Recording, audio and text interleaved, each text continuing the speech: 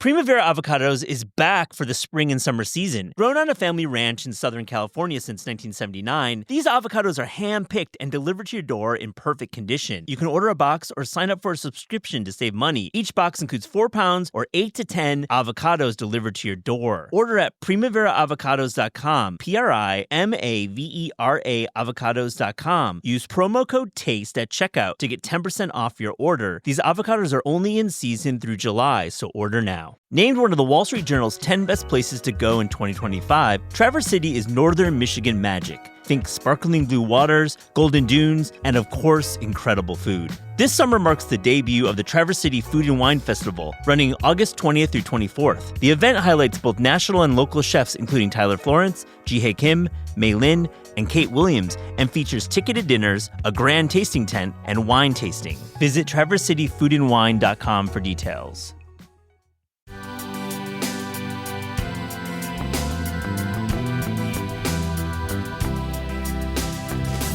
It really came from a pretty selfish place. It's just every year on my birthday, I want to have great Chinese food and I want to have great wine. Mm-hmm. But I wanted a place where someone had done all of the thinking for me. It took a while to kind of bring Lei to life, but it has definitely been in the back of my head for a very, very long time. This is Taste. I'm your host, Eliza Barbanel. Annie Shi is the co-owner and beverage director of the West Village French-Italian restaurant King and its Uptown Rockefeller Center sibling Jupiter. Now she's opened a spot of her very own, Lei, a Chinese wine bar on the historic Doyer Street in the heart of Manhattan's Chinatown. Lei is such a special and singular spot, and it's so fun to have Annie in the studio to talk about growing up in New York, pairing wine with Chinese food, and the evolution of Manhattan's Chinatown. Also on the show, I have a great conversation with Austin Hennelly. He's the bar director at Cato in Los Angeles and a terrific mind in the world of spirits. We talk about NA, about his bar program, and the exciting work that he's bringing to the beverage world. I hope you enjoy this episode. Annie Shi, this is Taste. Thank you for coming on the podcast. Thank you for having me. I'm really happy to get to talk with you today. I've been a fan of your work for a long time, and I think that your new spot, Lei, is like one of my favorite new places to go in New York, so it's going to be a really fun conversation. I guess to start today, I'm wondering if you could tell me an early food memory you have from growing up. Gosh, I have a lot, but the one that sticks out the most was that my sister and I used to play this game, and she called it Butler. And she would... I already know where this is going. As someone with a sister, yeah. She would place a dish towel over my hand, and I would be her butler for the remainder of the day. And it'd be like, you know, really easy tasks like getting her a Diet Coke and like serving it to her in a glass. Or when she would have her friends over, I would like be their chef. And I would make them like homemade Lunchables, basically, and like put them like nicely on a platter. So that was definitely a core memory for me growing up. That's a genius way to get your sister to do whatever you want. Totally. And do you feel like that paved the way into your career in hospitality at all? Obvious segue. I think so, yeah. I mean, it did feel I clearly enjoyed it. Like, I fell for it time and time again. And I loved making her and her friends happy. And I think that like wanting to give people a great experience is definitely part of why I love hospitality so much. I think I always love asking people about these early memories because I feel like people are always kind of fundamentally the same from when they were little. And I guess because you have this amazing wine background, I'm curious if you have a memory of like a bottle of wine or a glass of wine that was kind of transformative or enticing to you. Yeah, I didn't grow up in like a family that drank a lot, so I didn't have an early exposure to wine. If anything was on the dinner table, it was likely like a can of beer. Mm-hmm. My first experience tasting wine was actually in college. I had a column in the college paper when I was a freshman that was a wine column. What was it called? Do you remember? Was just like, it was just like I would blind myself and some friends on like 3 different wines. And that was how it started. I always found the idea of being able to like taste wine objectively really fascinating. And I think I actually really developed a passion for it when I was living in London. The access that you get to wine it is truly like so different. What you can buy, what you can taste. And I remember a bottle of red wine from Matassa, which is Tom Lube. And I remember this like aha moment where I was like, oh, wow, wine is like a truly magical thing. Yeah. And yeah, that was really the start. Oh, I love that. I need to try to dig up this column at a later date. And I think, you have such an amazing career here in New York with King and Jupiter. And I'm curious if, like, broad strokes, you could talk a little bit about, like, what was your path into wine and hospitality and what kind of drew you in the first place? Yeah, I did not work in restaurants growing up because, like so many immigrant families, my dad's first job when he moved to the US in the 80s was working in a restaurant. He made dumplings at like a fast food Chinese takeout spot in the city. And so it was always super frowned upon. I did kind of the conventional thing and I went into finance after college. And that was actually a choice. I felt like I needed to learn and know something practical about how the world operates and really enjoyed my time actually at JP Morgan. Got the chance to move abroad to London. But along that path, I always knew I wanted to be a part of restaurants in some shape or fashion. And that started in New York. I took an NYU restaurant operations course on the weekends while I was working. And actually was going to start staging at Jonathan Waxman's Barbuto. I'd like written him this letter. I've like reread it at some point in the past 10 years. And I was like, wow, I was so desperate. But I really, really love Barbuto. It was such an important restaurant to me at so many pivotal moments. And it was a dream to be able to spend time there and work for Jonathan and see how he made that happen. And he had said yes, actually.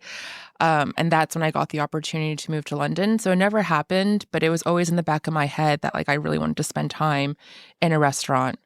So after I kind of got settled in, I found my way to the Clove Club, which is an amazing restaurant in London, and spent a couple weekends in their kitchen, literally in their basement, peeling potatoes to start, and then eventually made my way into their front of house. And that was kind of how I dipped my toe into restaurants while I was in finance. It must be really useful to you now as a owner-operator to have that kind of finance backbone. Yeah. Maybe? I don't know. I think so. I mean, it's just like the way you think about, the way you approach, obviously the financials of your own business, but also just how I approach problem solving. I think it is useful. Yeah. And I think King is such an example of a restaurant here in New York that has had time to settle into itself. And has it been a decade? It has been 9 years. Wow. Yeah. 9 years. And, on the most recent New York Times top 100 restaurant list, it was right up there in the top 10. I'm curious what it feels like to be working on a restaurant in terms of longevity and kind of like building something that's been around for that long. We were so surprised at the New York Times Best 100 list. We had no idea that we were going to be in the top 10. And the whole team was so, so thrilled. And we could not be happier or more grateful. But I think it's a really interesting question, longevity in a restaurant, because in New York, there's always the pressure to keep opening. I think it's financially part of it. It's to grow your team, but it's also because it's such a machine. Like you always need to be doing something new and shiny to capture people's attention. And I think we have been working so hard at King. My business partner, Jess, we are still there all the time. She's incredible. She's always like trying to think of new ideas for the menu. Our head chef, Tina, has been with us for 7 years. Wow. Our general manager, Natalie, has been with us for 4 years. And I think we've always admired these iconic restaurants like the River Cafe where Jess worked, like Zuni Cafe in San Francisco, like Chez Panisse. And what we have come to learn is that restaurants require something of you every single day. And things get easier. You have more people on your team who care as much as you do. But I think we all know when you walk into a place that has been neglected, it's like it's like a friend or like a human being. Like you can definitely feel it. And we were so surprised and like truly honored that the New York Times like saw the love that's been given to King and recognized that.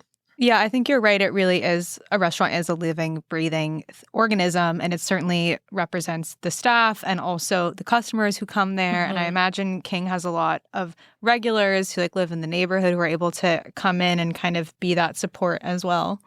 We have guests who literally have daily standing reservations. Wow, I didn't think that existed anymore. That's like a 1980s New York thing. It is crazy, but they tend to be solo diners at our bar.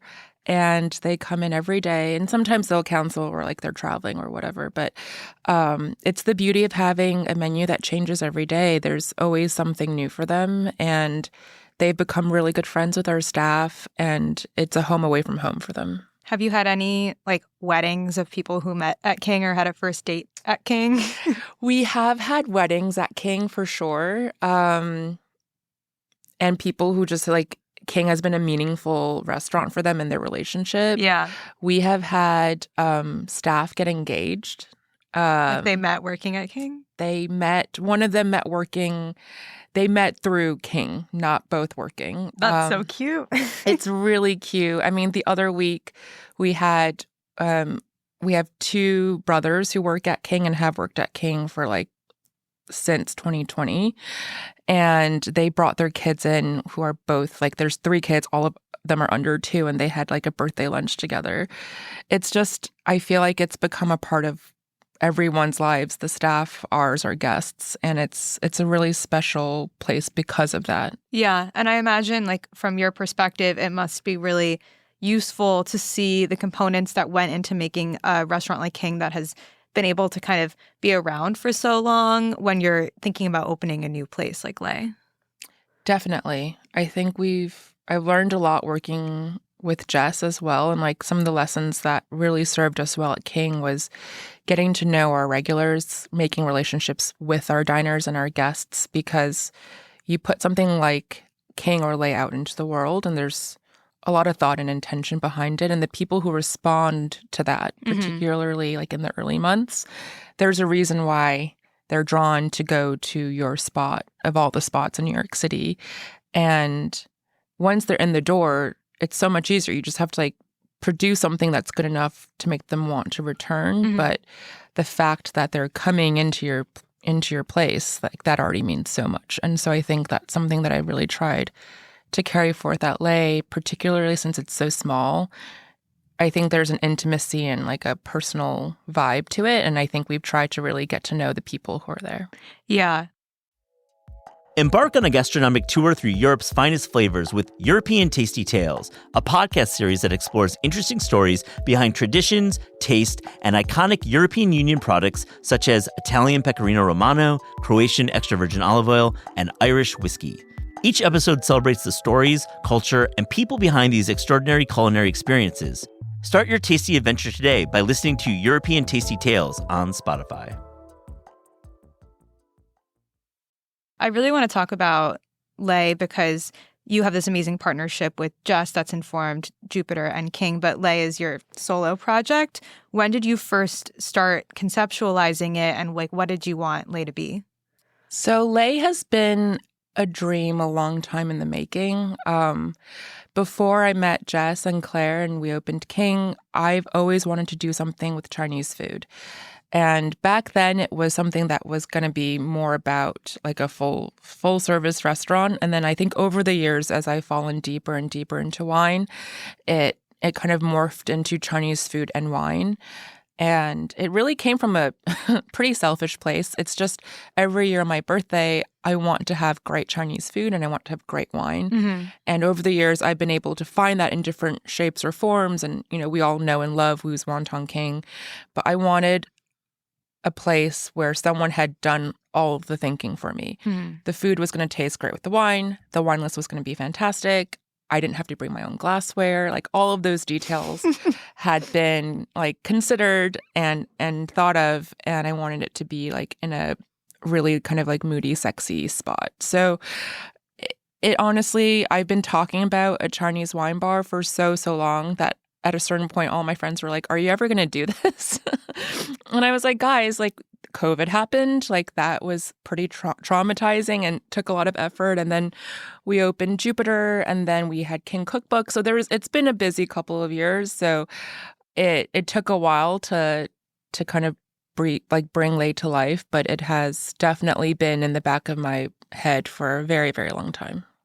Yeah, I think it is a concept that just makes so much sense. I think obviously wine bars have become such a huge thing here in New York, and there are so many that I love to go to. But honestly, the food at a lot of the wine bars is not something I really want to eat, or like it feels like very, here's like a tin fish that's been opened for you with bread, which, I love that. But I feel like that's something that's pretty easy to do at home. And when I came to eat at Lay, like certainly the wine was so delicious and the space is so special, but the food is also like really exciting and like delicious and not things I've ever had paired with wine in that kind of way before. And I'm curious how you thought about what you wanted the food to be.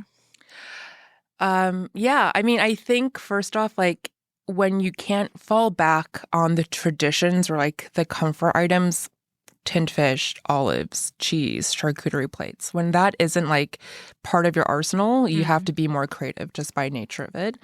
And I think I really wanted to showcase that Chinese food could pair well with wine, which I think maybe sounds like an obvious comment in 2025, but I wanted to do it in a really intentional way. And I think for me, Chinese food is so much vaster than what we have even in New York City. I think the flavors that are the most popular, whether it's like the fiery, numbing spice of Szechuan or Hunan or kind of like the bolder flavors, like that makes sense why they're popular. They're just easier to grasp. They're punchier, they're more exciting, but there's so much more to Chinese cuisine than just what is popular. And in terms of what pairs well with wine, like I looked to a lot of like food memories from growing up, home cooked meals. My dad is from Shanghai, and that region is known for gentler flavors. My mom's from the north. There's a lot of like great seafood from her hometown. And so I wanted to draw from other regions where the cuisine just naturally pairs better with wine. And I also wanted to do something that was complementary to the neighborhood. There's no point in like trying to put a roast duck on the menu because there are chefs who have mastered it, who have spent their entire life perfecting roast meats in Chinatown.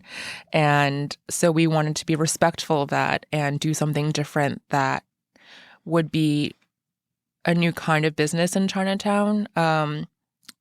Something that could be, you could go to Ping's or Great New York Noodle Town or any of these amazing restaurants and then like come to us for a nightcap or like start with a glass of wine at Lay and then move on somewhere else.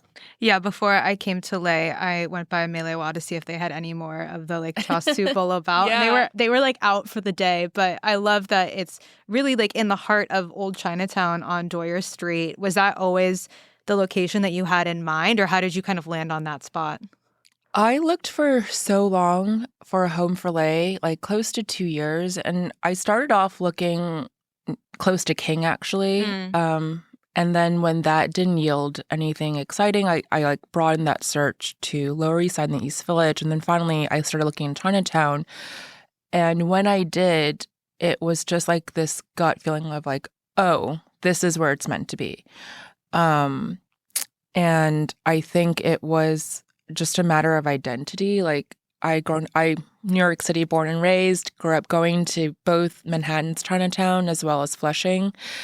And just walking around, I was like, oh, this makes so much sense. Like so many of my childhood memories are here. So it makes sense that now, like looking for a home for Lay, it would be in Chinatown. But even so, I looked at so many spaces that didn't work for a variety of different reasons. And then I went out with a girlfriend for dinner and drinks just to kind of like check out the vibe and like see what's up. And I had a moment where I was like, I think I'm maybe like, this isn't meant to be. Like, I don't know if I'm going to find the place. Like, I was pregnant and I was getting really close to my due date. And I just thought that this was a sign that like this was not meant to be. I'll pick it up at a future point. I had an appointment with a broker that I contacted like a couple weeks back, and we went to go look at these spaces, and one of them was 15 Doyers. And the minute I walked in, I was like, this is it. And that really is it's silly, but it's a really big part of finding the right space is just like intuition and a feeling in your gut. And I walked in and I was like, this is definitely the right spot. Yeah. Well, I think also, especially as a native New Yorker, like whenever the universal New York experience is like looking for an apartment. And yes. I always, feel for myself and tell my friends when they're looking, like, you should step in and you know that you have to make an offer on it immediately or it's going to go. Like, I think that instinct is so important. Yeah, it is totally that same instinct. And it, that negotiation for 15 Doors ended up taking, like I saw the space back in September and I didn't sign the lease until December. And it just was a different type of business transaction than I had previously experienced. So it took a little bit longer. I really thought it was going to fall through like multiple times. And then we finally signed the lease on December 1st and the lease started December 1st. And then my water broke and I gave birth to my daughter 3 days later. Wow. And so it was a pretty crazy decision to sign that lease there and then. But like you said, it's just when you know, and you figure it all out later. Now you have 2 Capricorns, Sagittarius. She's actually Sag. She came early enough to be a Sag. She was supposed to be a Capricorn. Okay. Yeah. Now you have 2 Sag. Yeah. What was the process like getting the liquor license for Lay? It was challenging. So it's not a full liquor. We have a beer and wine license, which there's kind of like an expedited process that the SLA allows because it's beer and wine is much easier than full liquor. But that space had never been licensed before. And I didn't think it would be a huge deal because it was beer and wine and because the space was so small and the concept like obviously included Chinese food.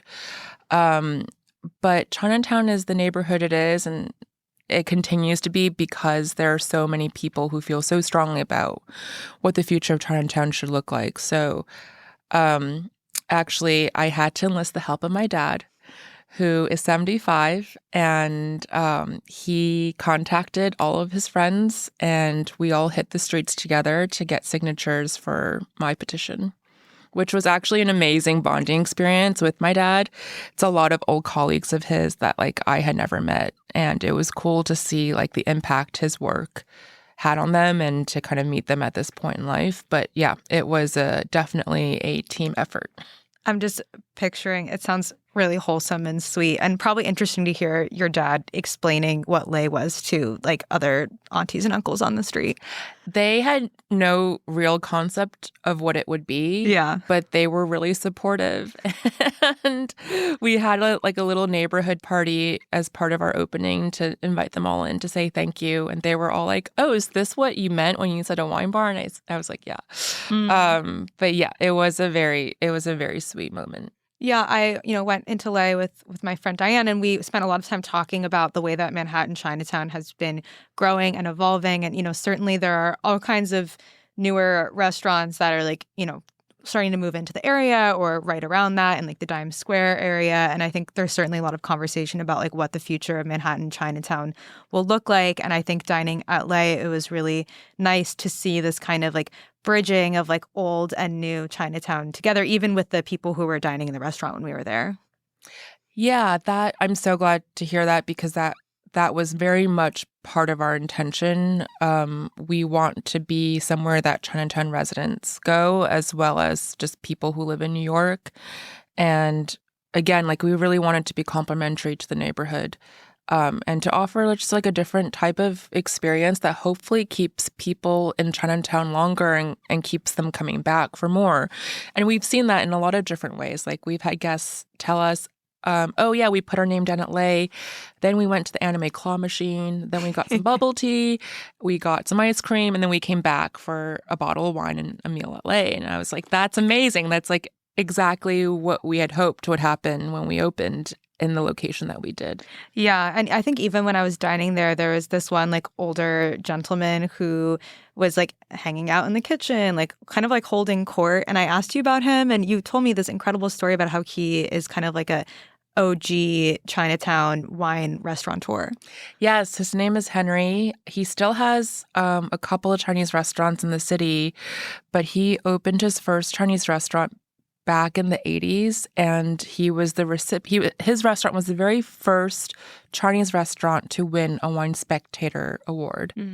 And so he has seen it all, and he was really curious about Lei. He's been back since, and it's not what he expects, and the wine is definitely, it's a different era. He still loves kind of bigger, bolder California Reds and Bordeauxs. And he's like, wow, you have a lot of Burgundy on your list, and they're really expensive. Like, do people buy this? And I'm like, actually, that is the section that people spend money on. It's not really Bordeaux and California cabs anymore. And his mind was blown. Yeah, what does he think about natural wine?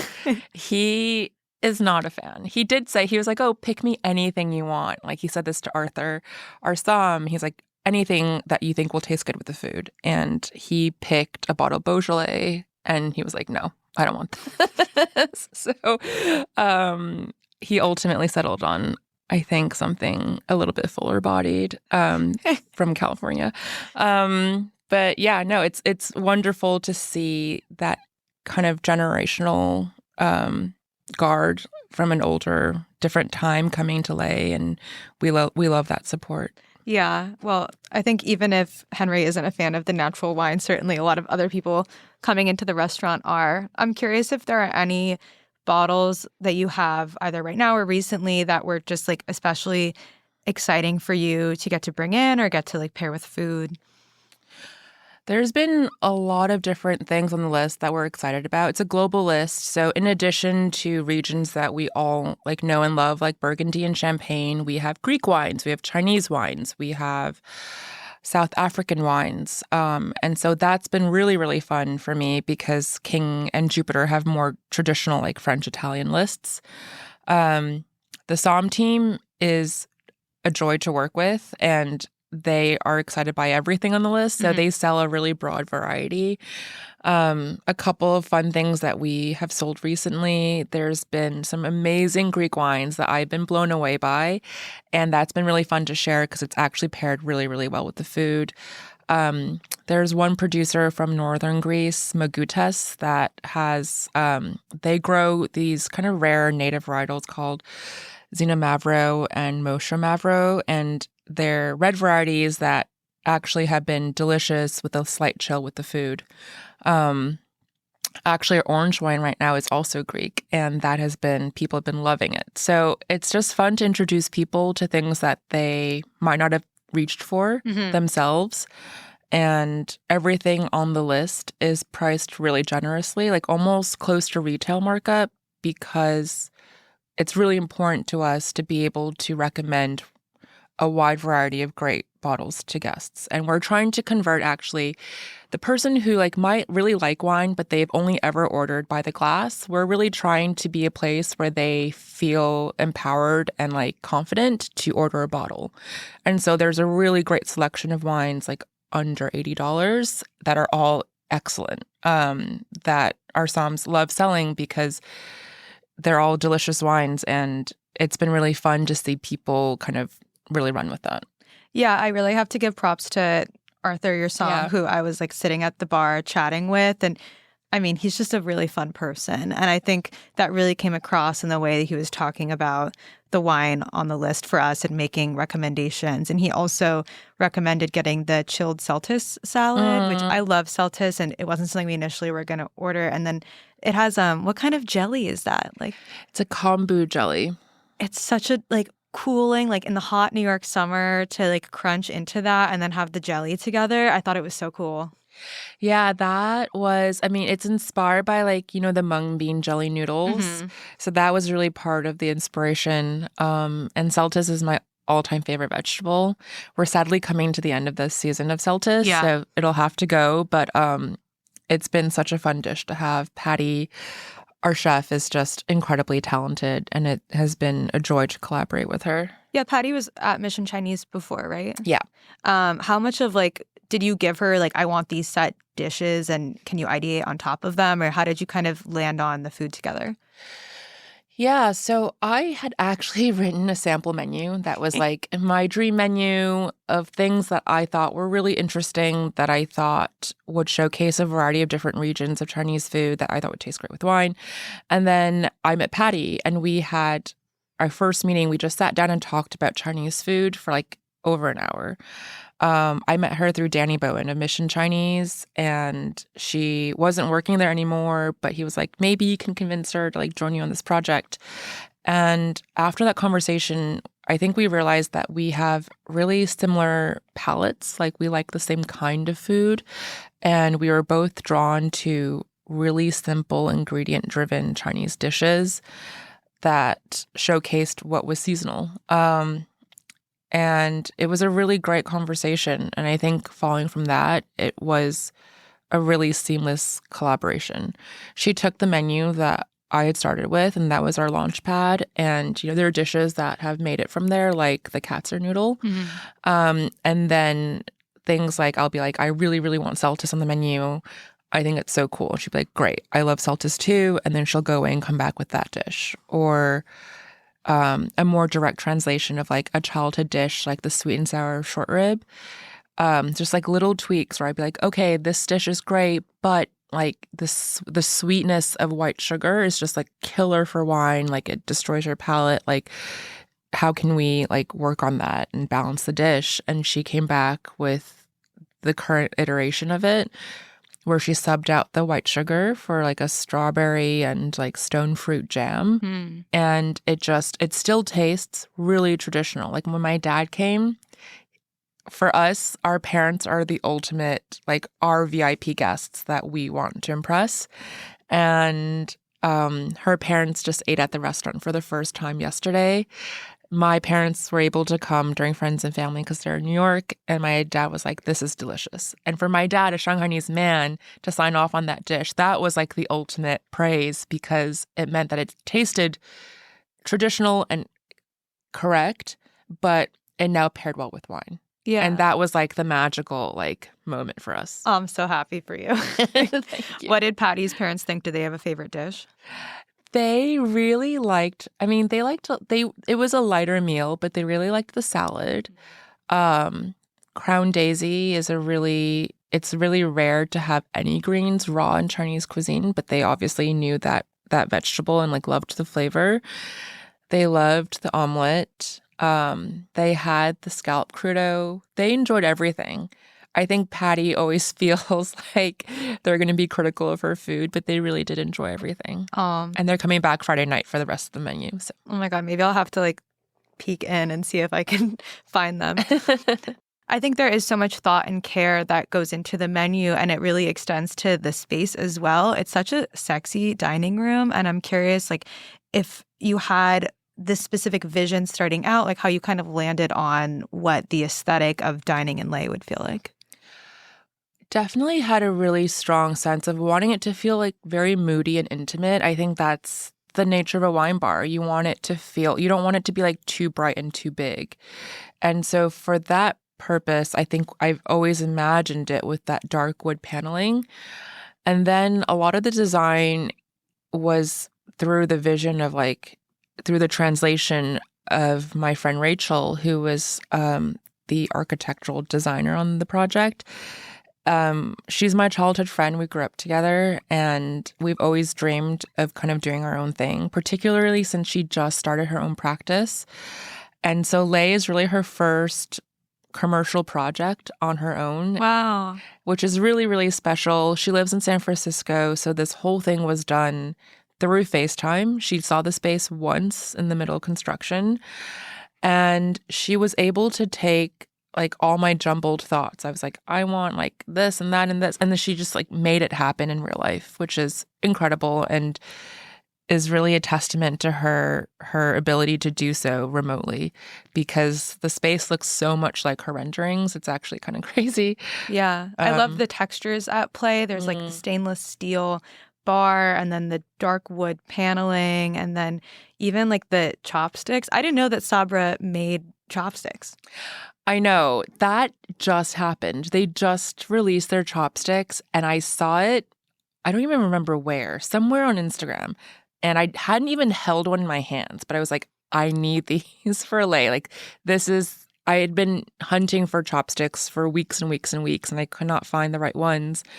And so I ordered them kind of sight unseen. And then they arrived, and I thought they were so beautiful. But then I tried using it, and I was like, They're not the easiest. they're not the easiest. They're definitely for advanced chopstick users, but I think they're beautiful enough that they kind of make up for it. I obviously grew up using chopsticks, and I was like, I don't know if I can use these. But so far, we've checked in with a lot of guests, and no one has said that they've had issues with it. So Yeah, I think once you just adjust, it's not difficult. And I think that they're so pretty that I'm into them. But when I sat down with my friend, she grew up in Hong Kong, and she was very surprised to see that it wasn't like the more traditional like Chinese chopstick shape. yeah, I know. I think the green on that chopstick was so beautiful, and it was like such a big component of like the Lei branding. I just like felt like it needed to be on the table. Oh, I mean, I considered getting married so that I could put them on my wedding registry. Like, they're so pretty. Do you have a favorite detail from the interior? There's so many. I love, obviously, the wallpaper in the bathroom is really special. It's by Dominique Fung, who is an incredible artist and a dear friend, and it was actually part of a exhibit that she did with Jeffrey Deitch. So it's a real honor to have it in the bathroom, and it's so fun and so playful. It's perfect. It's like a bunch of different cranes that when you look at it, you're like, oh, it's just beautiful and elegant, like chinoiserie. And then you look more closely, and they're like in all these compromising positions. It's really, really fun. Naughty cranes. Yeah. And then I also love the mural on the wall. It's depictions from Journey to the West, which is a really classic Chinese folktale that I grew up listening to, like cassette tapes of my dad narrating it. He was a voice actor growing up, so he did like the whole series on tape. And we found these lithographs of the whole story from the 17th century. So it was the very first time that the folktale had been visually depicted. And my dad selected 6 vignettes from the woodblock prints, and then Ivana Stulich, another very talented artist, combined those 6 images into like vignettes and reproduced them on the wall. That's such a special detail, and I love picturing little Annie. Like, how cool do you get to listen to your dad as the voice of that iconic story? Yeah, it was very cool. And I think that's why that story like looms so large in my memory. Yeah. And then I wanted to ask you about like the name for Lei. I think choosing names for everything, but especially restaurants, is like such a special practice. Yeah, I wanted something that was one word that could fit King and Jupiter, but was distinctively Chinese and personal, but like easy to pronounce and kind of mysterious. And I ended up landing on Lei, which is my sister's name. And she actually passed away in the Southeast Asian tsunami in 2004. But it felt really simple and elegant, and it kind of just fit. Like, I didn't really have backups. I, at one point, was considering using her nickname, which is Lele, and then I thought it felt too like cutesy and diminutive, and so then I shortened it to Lei, and it just fit. And yeah, there was no backup name, no alternative, but it really like felt like it was the right name. Yeah, I think it's really special, and like, you know, obviously like so terrible that happened, and to be able to have her spirit like living on not only just in a place, but in a place that like family and community can come and be in together. It feels really special. Yeah, she always dreamed of like hospitality, actually she was more interested in bed and breakfast and hotels, and obviously she was in finance, and subconsciously that must have been part of the reason why I made the career decisions that I did. But it is really special to be able to remember her in that way, and to have it be part of Chinatown is really, really great. Yeah, maybe Lele will be the like upstate bed and breakfast 5 years from now. Yeah. I really liked what you said earlier about how people have been using Lei as a jumping off point to go eat and explore other places in Chinatown. I'm wondering, for anyone listening, if you were going to plan like a mini date that somehow involved Lei, like what else you would suggest doing?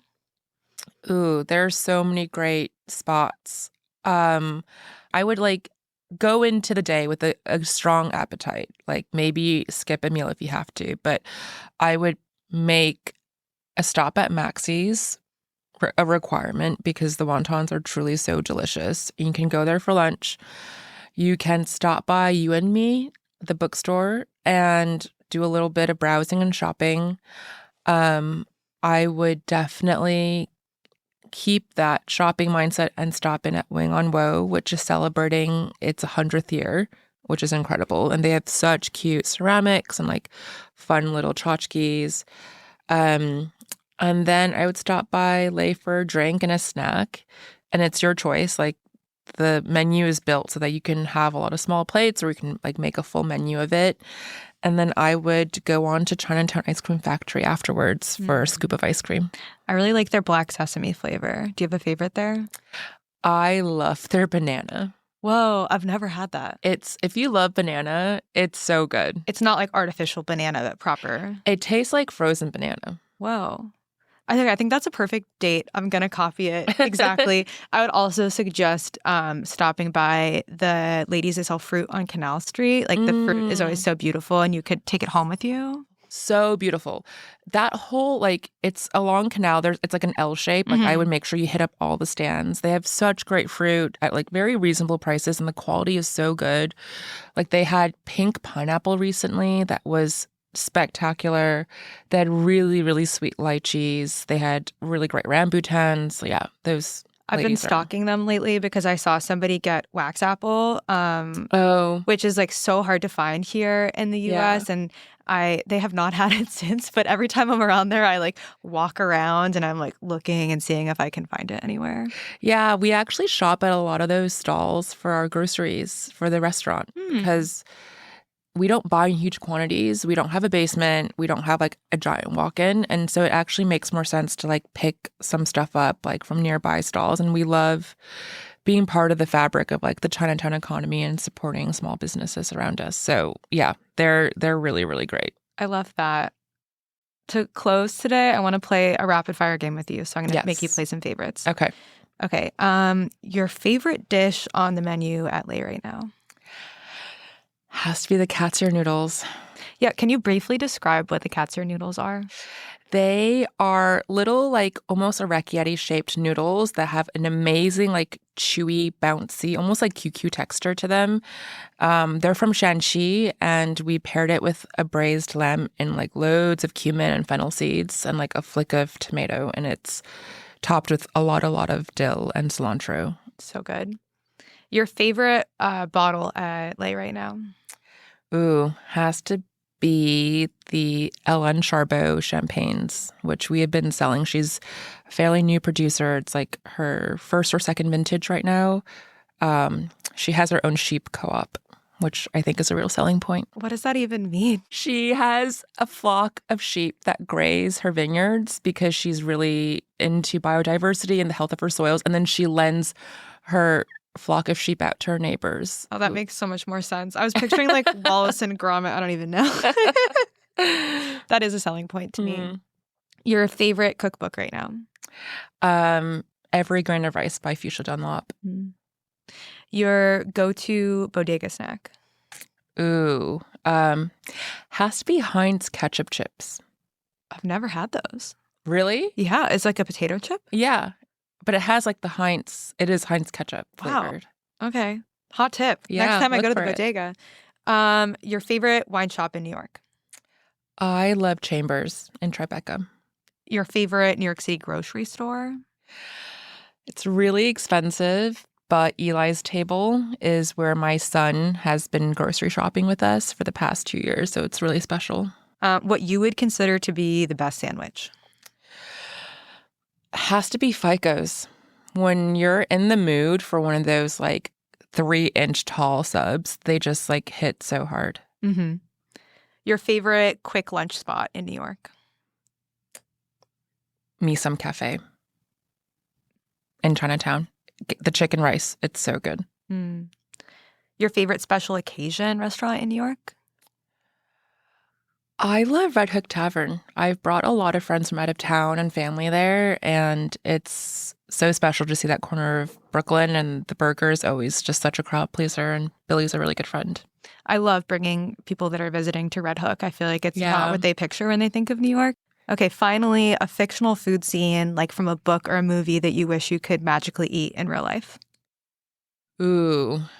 I grew up loving the Redwall series.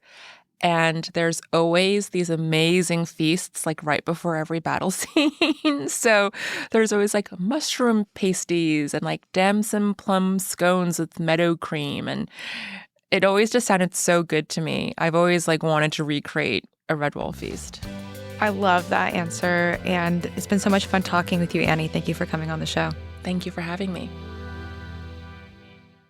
Austin Hennelly, welcome to This Is Taste. Great to see you. It is wonderful to be here. I'm a big fan of the show. Thank you so much for coming in. You're in from LA. I've sat across your bar at Cato. I've read your writing, and you're a real thought leader in this industry. You're not just a talented bartender, and we're going to talk about your real ambitions around the NA cocktail movement, but you're an industry leader. You can speak about LA, and we'll get into that too. Yeah, that's very kind of you to say. Yeah, it's all true, man. I have deep respect for what you're doing at Cato. Well, take me back to your time at Booker and Dax. It's kind of where you get your start in some ways. And that's a bar that is highly influential in the cocktail scene. It's no longer around. And just tell me about what it was like working there in the early days of this really influential spot. I mean, I had no idea when I started there how important that bar was. I think I was 23 years old, something like that. Wow. I'd never worked in a bar or restaurant before. No way. Yeah, it was my first job. I know that's kind of were you just like into cocktails, like the education part? Did you have books? No, not at all. I had just moved to New York City after college, and I was looking for kind of any job. Yeah. And my girlfriend at the time worked at a cafe.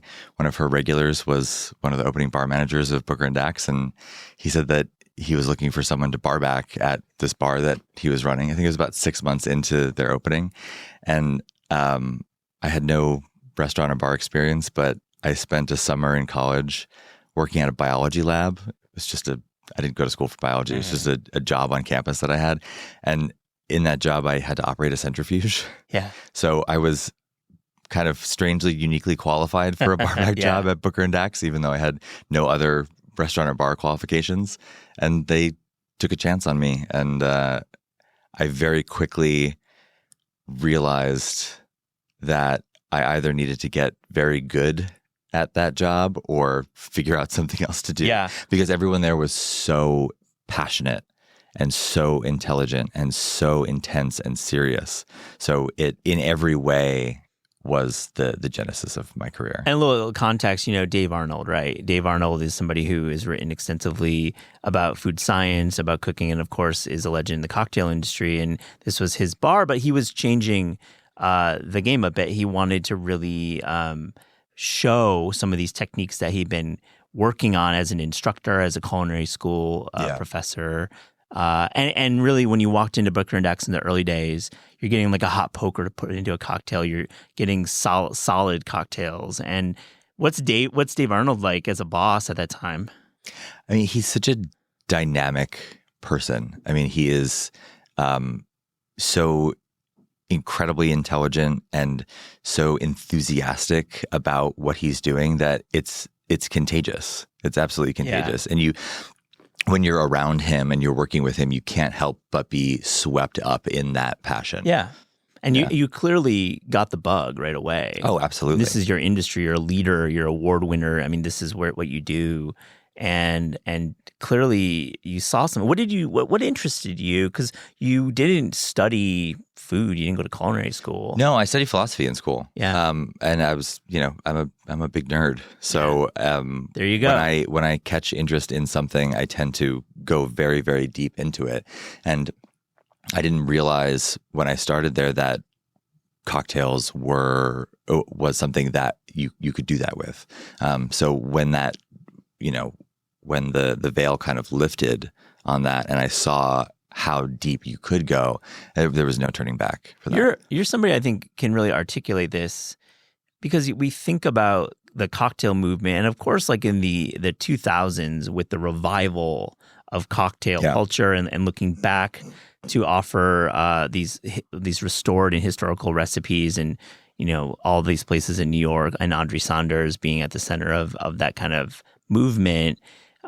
It was a party as well. Like, it was really about consumption. It was about a good time, overconsumption, and a lot has been said about it. It seems that if you're coming at it from a nerdier way, consumption might have been less interesting to you. Like, be honest about what it was like, thinking about the history of cocktails in this context of a lot of people just getting fucked up. Well, I was, in my early 20s, starting in the bar industry. So I'm not going to say that I never overconsumed. I for sure did. And especially as someone with, pretty extreme anxiety and social anxiety, especially, I definitely used alcohol as a social lubricant or as a crutch as I was kind of first starting to make my way in the industry. Yeah.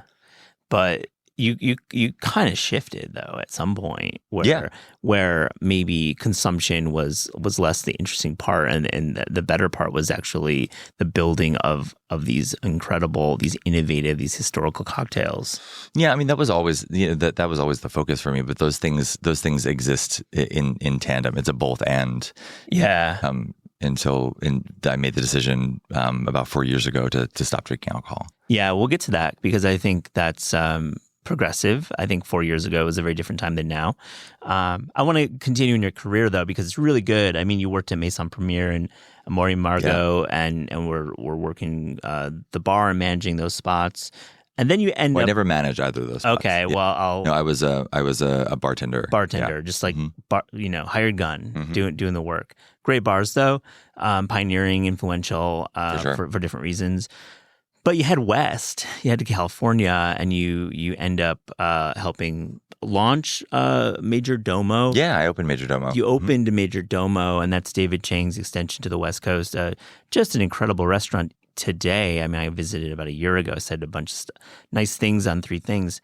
Tell me about that move west and like kind of addressing the LA cocktail and wine drinker. Yeah, I think that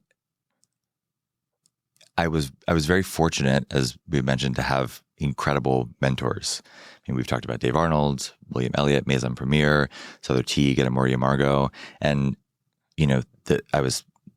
it's an incredible stroke of good luck that I was able to work under all those people. But, when you have mentors that are that totemic, they also kind of cast a long shadow. So sometimes you need to kind of separate yourself from that in order to, forge your own path and create your own style. So the move west was really a great opportunity for me to figure out what my own style was. And I think that opening Major Domo was a really important step in that direction because it was the first time that I was in charge of a program.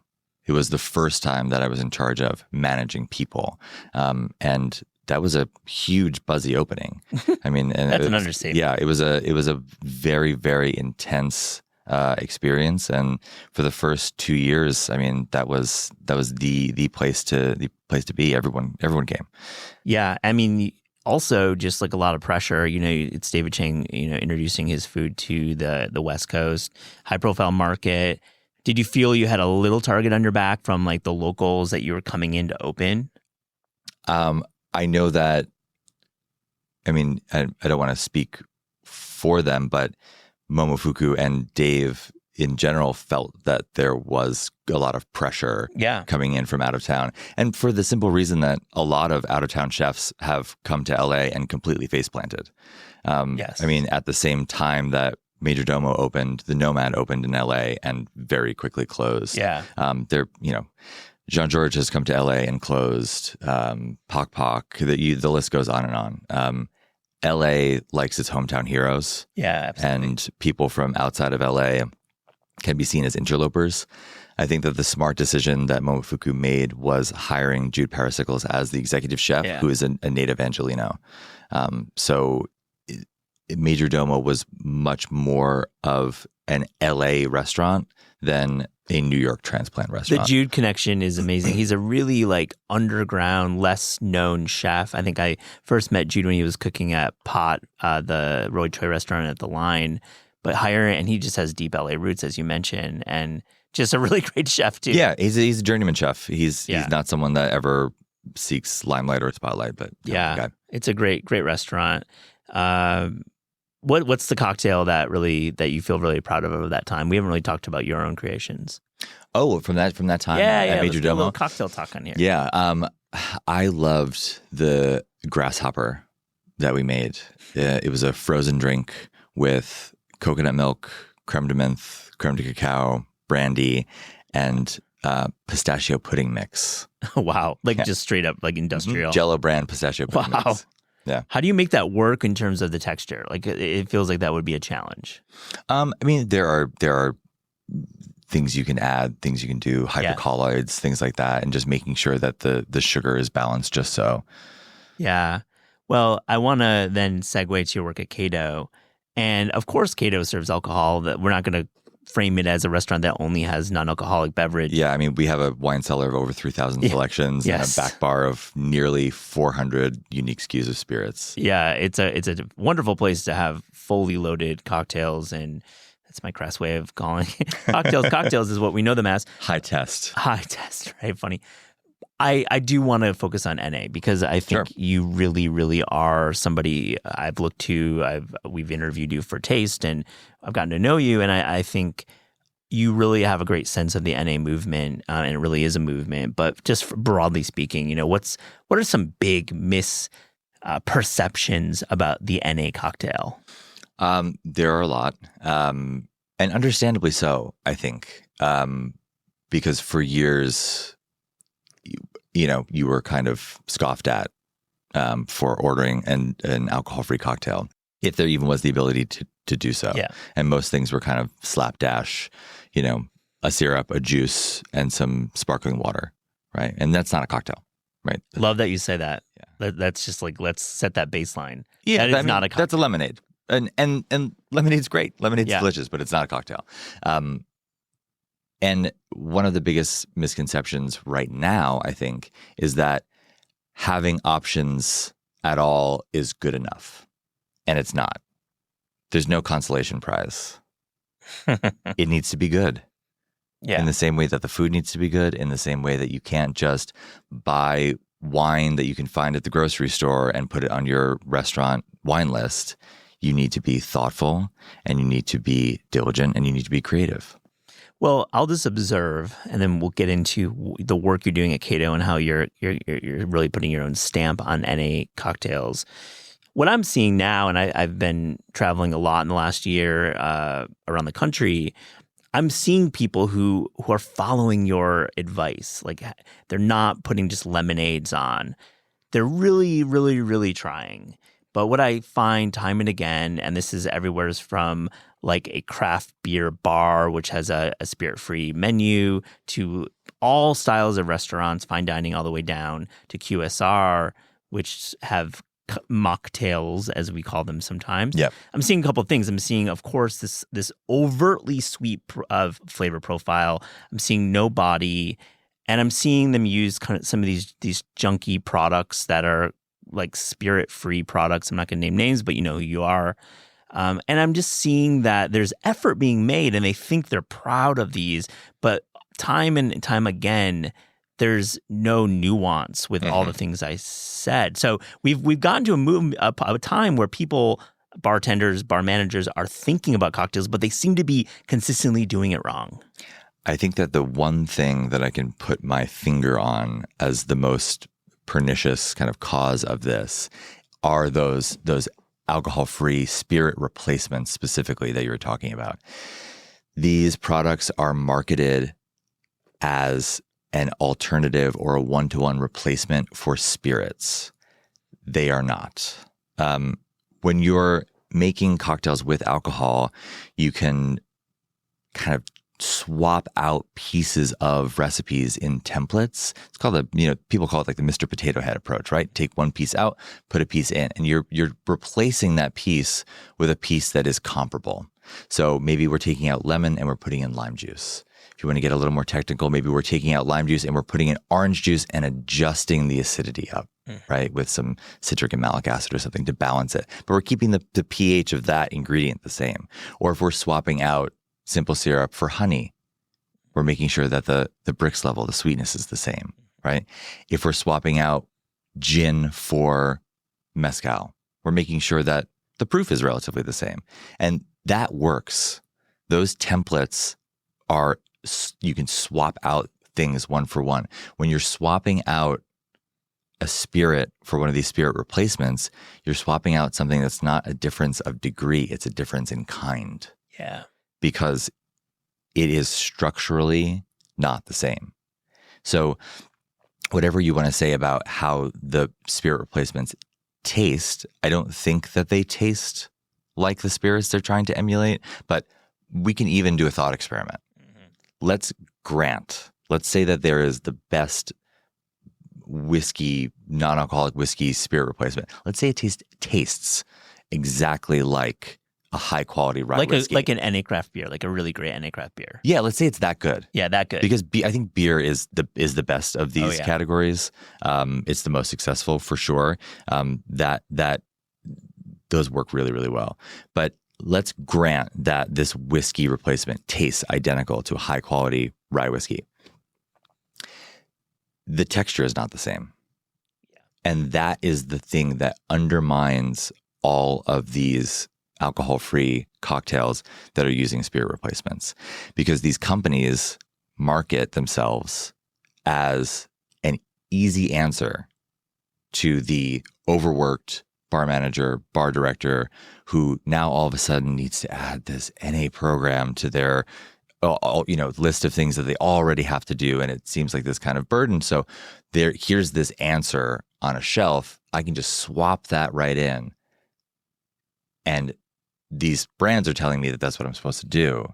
They're not just telling you; work. they're putting cash in hand in some instances to put these products on shelves too. And there's that whole industry. Sure, I can't speak to that. Yeah, I don't want to. They're being forced and besmirch anybody's. No, and we're being a little tough on the NA swaps, and I'm always looking for good NA swap products. So like I'm open minded, but I haven't found any good ones. So There are some, but you have to do work. They're a great jumping off point. Yeah. But it's almost never the case that I'm going to use one of these products unadulterated in a cocktail. And there are things that you can do in order to help them along. Let's go there, because I was really interested in what you said about in speaking to the industry, because we have a lot of industry listeners.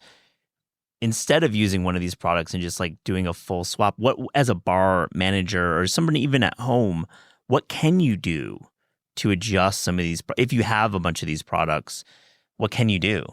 My recommendation when you're considering building alcohol-free cocktails is to not think about classic cocktails, right? Yeah. Don't think about that template build of a daiquiri or of a Manhattan.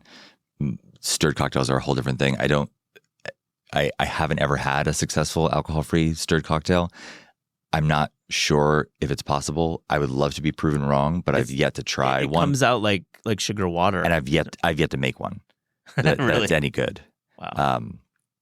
But start thinking about alcohol-free cocktails in terms of texture first. If you're using high-quality ingredients, flavor can kind of take care of itself. Don't get overly complicated with the flavor combinations. Stick to things that you know will work first when you're first starting to think about this. And think about building alcohol-free cocktails from a texture perspective. Take care of the texture, and then the rest will kind of follow from there. So some things that you can do to enhance texture in an alcohol-free cocktail are carbonation. That's a great one. So if you've ever tasted a still dealcoholized wine and then a sparkling dealcoholized wine, the sparkling dealcoholized wine is much more successful than the still dealcoholized wine. Oh, the Germans know what they're up to. They really do. Yeah. And that's also, I think, why NA beer is so successful. Yes. Because the carbonation makes up for the lack of alcohol bite. and lack of alcohol texture because you have the texture of the carbonation and of the bubbles on your palate. It's a smokescreen in some ways. It's kind of masking that lack of a backbone or body of a alcoholic. I mean, component. everything with cocktails is a smokescreen. Yeah. No, true. I mean, we're adding sugar and lime juice to our rum to make a daiquiri. Yeah. To kind of not to mask, but to kind of smooth out the edges of a distillate, right? So, I mean, cocktails are all magic tricks. I think I go right to the Cuba Libre or like the rum and Coke. Like I feel like that if you can like somehow figure out rum in an NA setting and you've got that great carbonation, that iconic cola, you got something there, and then lime. Yeah. So carbonation is a great way. Incorporating tannin. Yeah. Yeah, so that kind of grippy feeling that you get from red wine, so for something like Nebbiolo, right? Mm-hmm. Like that grippy kind of sticky feeling on the back of your teeth and your tongue. It doesn't sound great to when you describe it that way, but it really does help when you add that to an alcohol-free cocktail. You can do that by steeping some of these alcohol-free products with tea. Mm-hmm. Tea adds tannin. Coffee adds tannin. Oak chips could even add tannin and a little bit of, if you want an American oak flavor, that kind of vanilla baking spice kind of flavor. But tannin really works well. Bitterness. Yeah. Bitterness is so crucial with alcohol-free cocktails because we were talking about, the juice and syrup and soda water mocktail. Yeah. Right? That's missing something. It's missing complexity. Yeah. And bitterness helps to achieve that complexity. It gives you something other than sweet and sour for your palate to consider. And you can even use bitterness in kind of a sub-threshold way, like just below your ability to perceive it, where the cocktail is not reading as, oh, this is bitter. Like when you drink a Negroni, you think this is a bitter drink, right?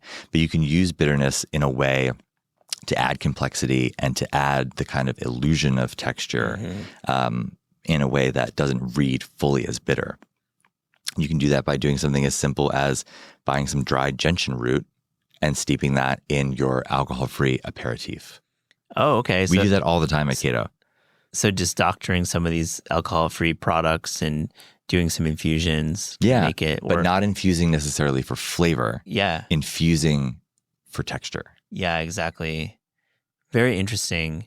I want to talk about being 4 years NA and really building this menu at Cato and really thinking about innovation and creating a tasting menu around NA. Did you launch Cato as an NA guy, or did you transition while Cato? Yeah. Cato's been open for 3 years now. Yeah.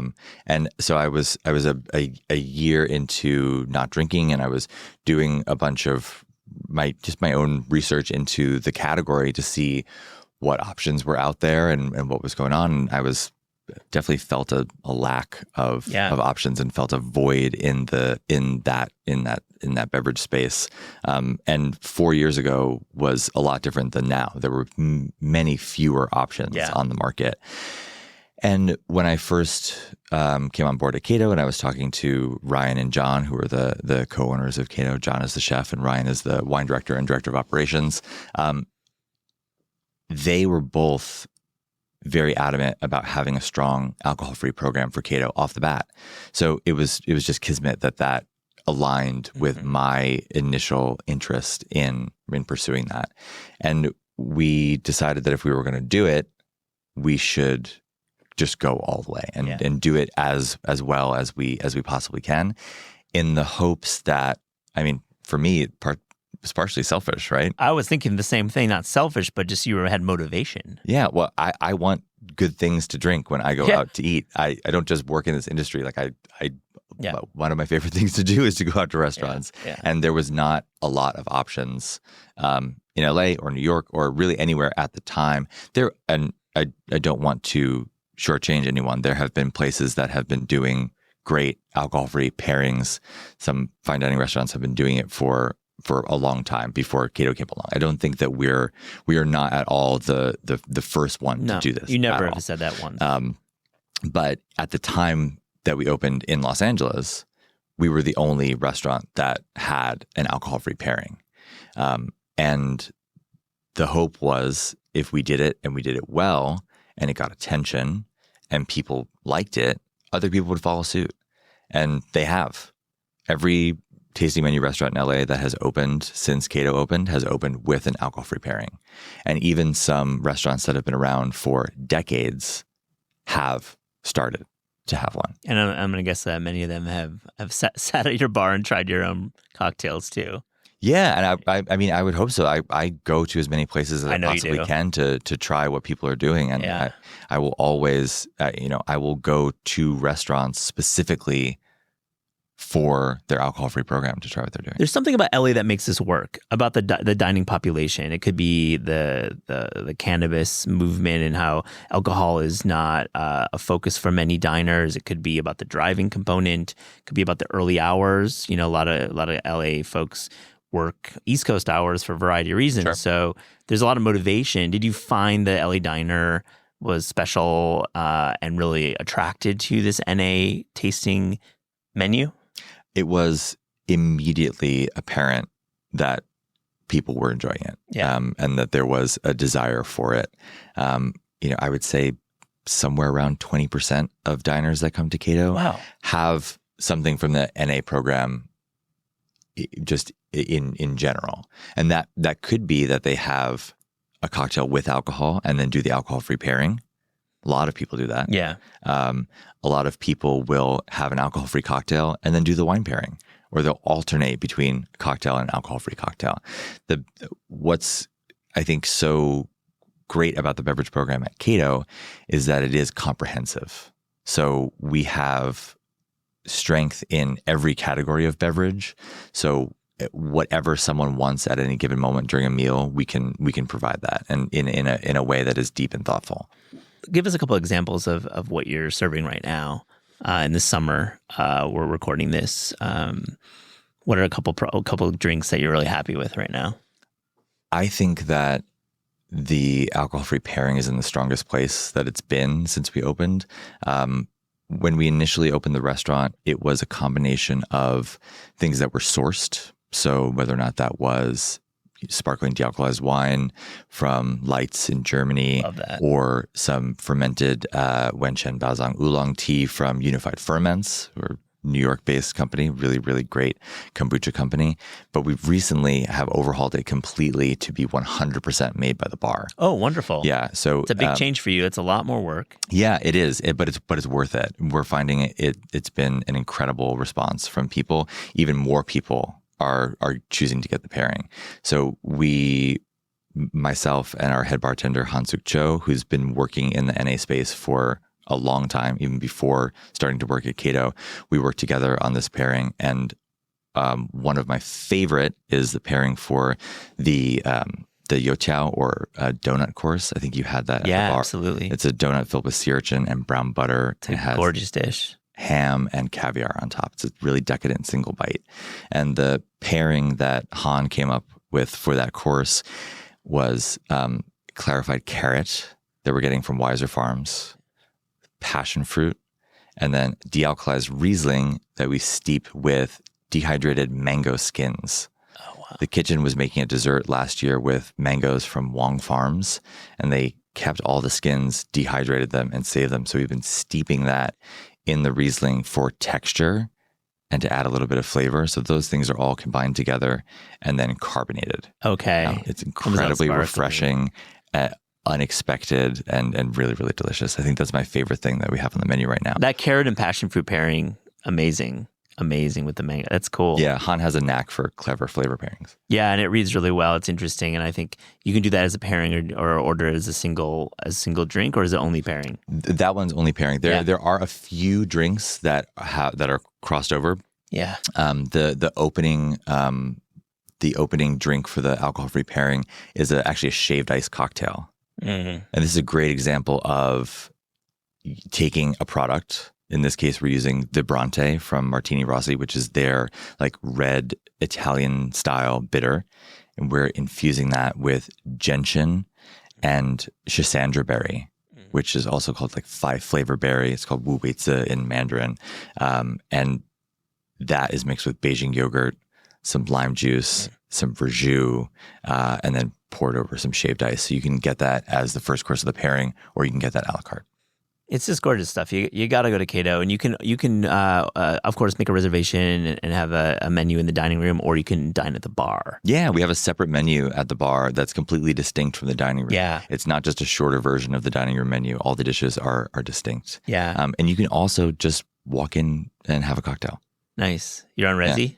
We're on Open Table. Open Table. Okay. Yeah.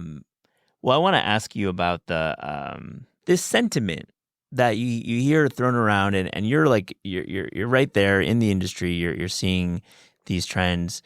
You're hearing that Gen Z is drinking less. Mm-hmm. What do you think about that? I think that's all the more reason to have a compelling alcohol-free beverage program.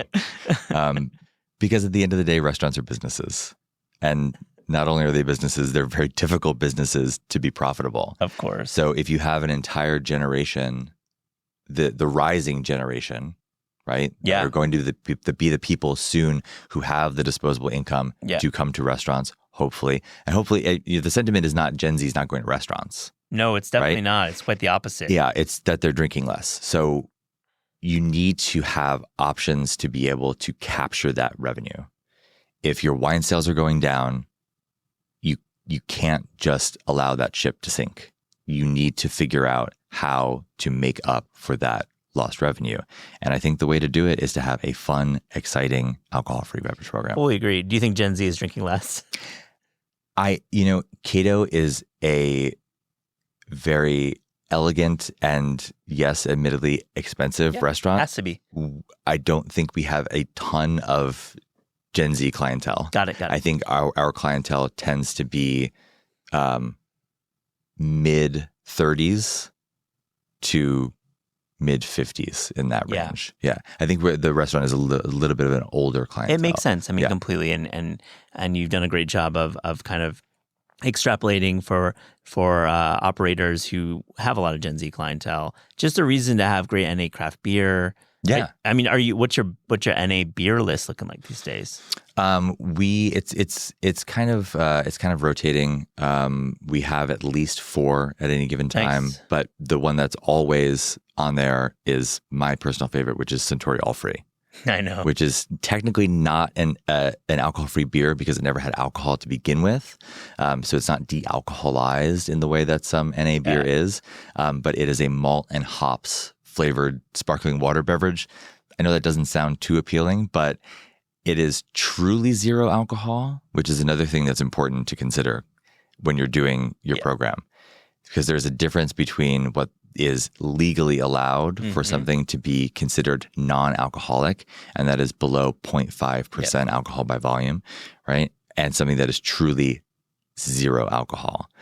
And there are some people who are okay with having something that is less than 0.5. And there's some people that aren't. There's some people that have, for example, severe alcohol allergies who can't have any alcohol at all. And there's some people who are in recovery. Yeah. Who don't want to have something that even has a trace amount of alcohol. And that's totally understandable. You should be able to have multiple options for people who are not drinking for whatever reason. And Suntory All Free is a great option because it is truly zero alcohol. Yeah, it's a great product. And I'm sure you're getting sent lots of these NA craft beers. And last question there, I mean, why has this industry worked so well? Why is craft beer really, really embraced NA in the coolest way? And do you feel like there's a bright future for NA beers? Oh, absolutely. I mean, it's just getting better and better. I think the reason that it's been successful is that it, as opposed to the spirit side or the wine side, they figured out first how to make something that tastes good. Yeah, exactly. So if you figure out how to make something that tastes good, people are going to buy it. If people buy it, then the industry has more resources. The industry has more resources, then it can put more of those resources into R&D, into growth. I wanted to talk about Los Angeles a little bit, the dining scene. You know, Los Angeles is my favorite city in America to dine out in restaurants. It's truly incredible. I think Los Angeles has had a tough time. Combination, of course, the devastating wildfires. There's been social unrest as of late. And of course, this drastic change in the entertainment industry. There was a big writer's strike a year ago, and even deeper changes in the industry. But you live there and you operate a restaurant. Tell me a little bit about the current Los Angeles scene right now. Yeah, LA can't catch a break lately. Really it's been, as you were saying, COVID into the double writer and actor strike, which for a long time, the only industry in Los Angeles, or the predominant industry in Los Angeles, was film and television. And, of late, those businesses have been outsourced to other cities like Vancouver, like Atlanta. People aren't filming film and television in LA. And what that means is that all of those middle-class jobs, it's not just the actors and writers and producers and people, those people still have incomes. They still live in LA. They can still go out to eat. But it's all the people kind of in that middle income bracket, the people who do hair and makeup, the people who do lighting, the people who do sound for film and television productions that are moving out of LA because the work isn't there. And LA is still just as expensive as it was before to live in. So the loss of that group of people, I think, has profoundly affected the restaurant industry. And then, add to that the wildfires that recently happened, which I think have had a hand in a downturn in tourism in LA. But I think what people who don't live in LA don't understand is that LA is absolutely enormous. And while those fires were very devastating, there are still the majority of the city of Los Angeles was physically unaffected by those. So if people are hesitant to come to LA because of the fires and things like that, they absolutely shouldn't be, because the rest of the city goes on and is open for business. So people should be coming to LA, visiting LA to eat and drink for sure. Into that sentiment, I've said it myself many times, just go to LA. It's just, you got to go. It's open for business. It's a beautiful city. Yeah. Go to Cato too. Whatever kind of food you like eating, LA has a great example of that. Multiple great examples. Absolutely. You're here for the Bar Covenant Conference, an influential conference that brings thought leaders in the cocktail and spirits world, wine as well, I imagine. Or is it just the bar? Is it just? I think it's mostly a cocktail. Mostly cocktail. I guess going into I know you haven't been before, so it might be abroad, but what do you suspect are some big topics that will be discussed at this conference?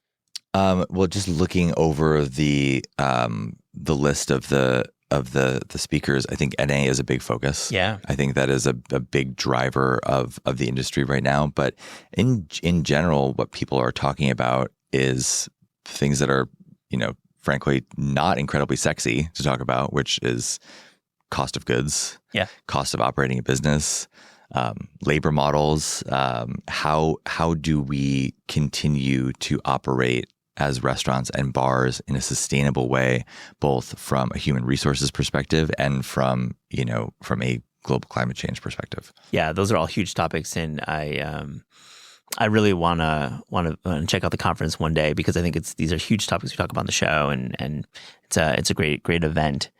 Well, Austin Henley, this has been incredible. Thank you so much for joining This Is Taste. Thank you so much for having me, Matt. This Is Taste is hosted and produced by Matt Rodbard and me, Eliza Barbanel. The show is edited by lead producer Clayton Gumbert and supervised by Pat Stango, Director of Media Production and Development at Penguin Random House. Thanks to Shalia Harris and the production team at Penguin Random House. Theme music by Steve Rydell, logo and guest illustrations by Ellie Skurzat. Visit Taste online at tastecooking.com and make sure to subscribe to our newsletter to keep updated on all cool things in the world of taste.